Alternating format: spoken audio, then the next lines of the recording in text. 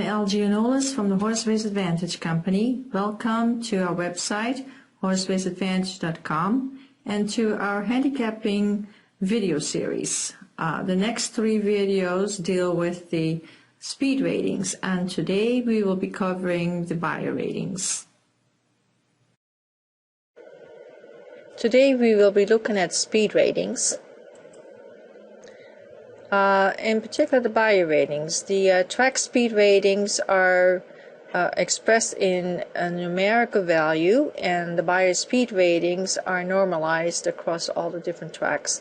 The Beyer speed ratings are exclusive to Andrew Beyer for DRF since 1986, and so these numbers are fairly mature.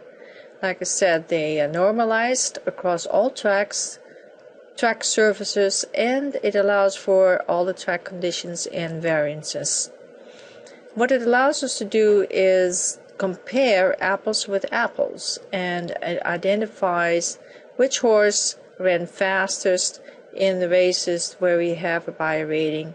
It measures the physical ability of a particular horse. So when we look at the Beyer ratings are expressed in a numerical value, and when we look at 115 and plus, we're looking at the best horses in the country. When we're looking at 100, we're looking at good allowances or low grade stakes horses, and at 90 we are looking at typical $25,000 claiming races, and below that we're looking at lesser claiming races. Now, for handicapping purposes, these numbers over here are not really correct. They're too high. And so what we have done is modified these ratings. And as you can see in this particular slide, when the Beyer rating is over 100, we're looking at the best horses in the country. And anywhere between 85 and 100, we're looking at graded stakes races. From 75 to 85, we're looking at allowances and non-graded stakes races. And below that, we're really looking at claiming races. Okay. How do we use the Beyer ratings? We use the most recent and current Beyer ratings, normally the last 3 or 4 races. The higher the Beyer rating, the better. And that's assuming that everything else stays the same. It stays the same with respect to distances, track surface, class level, and trainers and jockeys. Now, we discount any troubled races in the last 3 or 4 races, and we look for a horse that has a consistent Beyer rating, like 73, 74, 75, so there's not a whole lot of differences between each race, and we look for an improving horse in the last 3 to 4 races. So we discount troubled races, and so we look for other factors that may have influenced the outcome of the last 2 to 3 current races, and therefore ignore any race that where the horse stumbled or had a slow start coming out of the gate, or lacked racing room, was interfered in the stretch. Maybe the track was not to his liking, and so it may have been sloppy, and he may also have had a bad post position.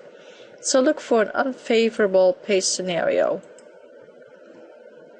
So how to use the Beyer ratings again? Consider the horses with the best current Beyer ratings.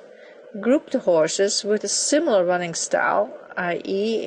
is the horse a front runner, a mid-pack runner, or a from behind runner.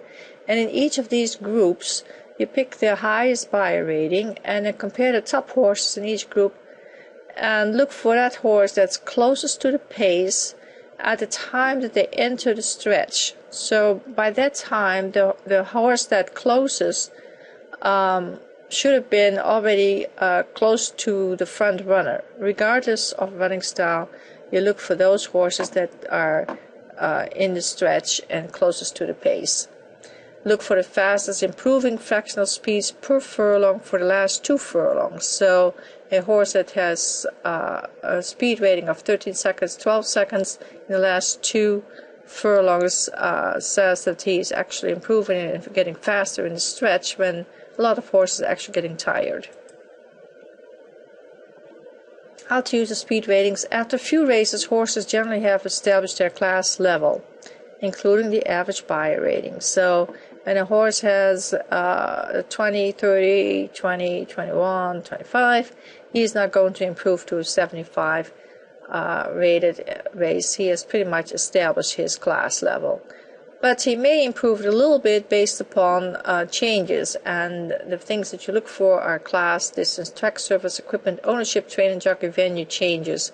And, you know, if that is changed, then there may be a small increase in his buyer ratings. On the other hand, it may also decrease the buyer rating. Like, for instance, if the class, if he's stepping up in class, then the buyer rating may actually come down. So to recap, look at the running style of horse and look at the buyer rating within each group, as far as the front runner, the mid of the pack, and the closers. Look at what position in the race each top horse in the group was and entering the stretch, and look at their speed factors per furlong for the last 2 furlongs, and then pick the fastest race.